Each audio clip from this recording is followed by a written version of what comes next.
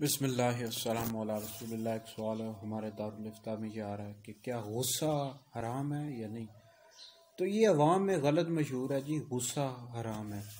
لیکن یہ ایک غیر اختیاری امر ہے، بندے کو بعض اوقات غصہ آ جاتا ہے، یہ انسان کے اختیار میں تو نہیں ہے۔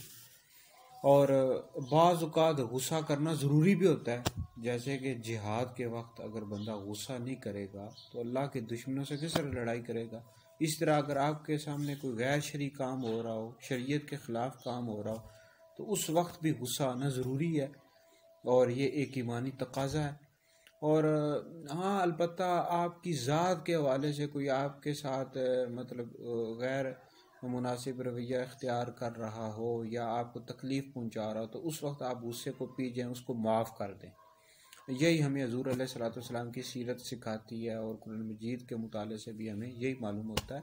لیکن بعض اوقات غصہ کرنا ضروری بھی ہوتا ہے، تو لہٰذا یہ عوام میں غلط مشہور ہے کہ غصہ حرام ہے۔ غصہ حرام نہیں ہے، ہاں البتہ اس کا استعمال کرنا، بے جا استعمال کرنا، یہ درست نہیں ہے۔ بہرحال غصہ حرام نہیں ہے۔